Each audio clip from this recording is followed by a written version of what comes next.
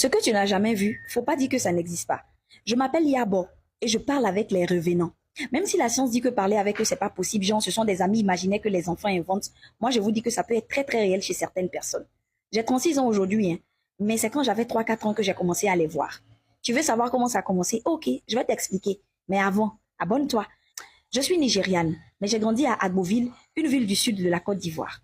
J'ai eu une très belle enfance, tous mes tontons m'aimaient bien parce que j'étais très éveillée et toutes mes tantes m'aimaient bien parce que j'avais de très longs cheveux. Parmi mes tontons préférés, il y avait tonton Daniel. À chaque fois qu'il venait nous voir, on était contents, surtout moi-même. Il pouvait rester avec moi pour répondre à mes questions, même quand on me lavait, si j'avais une question, il restait pour répondre. Des fois, maman lui demandait s'il n'avait rien à faire. Mais lui, il riait et puis il lui disait que ce qu'il faisait avec moi là, c'était important aussi, que ça va me permettre de bien formuler mes questions et puis d'avoir des avis quand je vais grandir. Et puis à un moment, ma santé, ça n'allait pas. Je voyais des choses bizarres. Mon papa faisait un travail où il n'était pas toujours là. Donc, ma maman a déduit que c'est pas le jaune.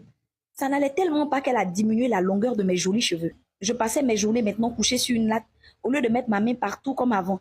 Mes frères jouaient, mais ça me disait plus rien de jouer. Chaque jour, c'était comme ça. Et puis un jour, mon tonton préféré, tonton Daniel, est venu à la maison. Bizarrement, c'est comme si mes frères qui jouaient tout près ne le voyaient pas. Il est venu s'asseoir à côté de moi un bon moment. Mais je ne pouvais pas bouger, je ne pouvais pas parler. Il m'a regardé jusqu'à... Et puis il s'est levé pour partir.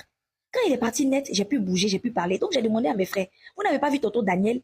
Ils ont commencé à rire. Mais ma maman a dit, toi, ton palu garçon là, ça te fatigue, hein? Le même soir, pendant qu'elle me lavait, tonton Daniel était là encore. Cette fois-ci, il était vers les bananiers de la cour. Il m'appelle avec sa main. Donc moi, je réponds que tonton, j'arrive. Ma maman me demande, tu parles avec qui? Je dis, je parle avec tonton Daniel Kay. Elle regarde là où je lui montre, elle ne voit rien. Pourtant, moi, je le voyais bien. Il était arrêté, il soulevait sa main. Maman me dit que c'est Djokwadi au garçon. J'ai dit, ok. Le lendemain, mon papa est arrivé. Comme je dormais encore avec eux dans la même chambre, maman a fait le compte rendu au vieux. Elle a profité pour ajouter son cube magique. Vous connaissez les mamans africaines, non? Voilà papa qui me demande si j'ai vraiment vu tonton Daniel. J'ai dit oui.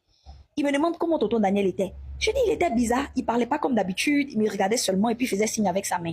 Son habit qui était sur lui, là, c'était son boubou bleu. Mais c'était un peu déchiré. Et puis, il n'avait pas porté chaussures. Alors que c'est lui qui criait toujours sur moi que de porter chaussures, hein. Mon papa est resté calme. Ils m'ont fait coucher. Je ne sais pas s'ils pensaient que je dormais haut. Un moment, j'entends papa qui dit à ma maman que je suis pas malade. Que ce que j'ai vu là, c'est pas palu. Parce que, effectivement, tonton Daniel n'est plus de ce monde. Qu'il a fait un paille la veille dans la circulation à Boaké.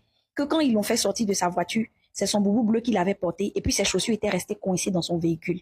Ce que tu n'as jamais vu. Faut pas dire que ça n'existe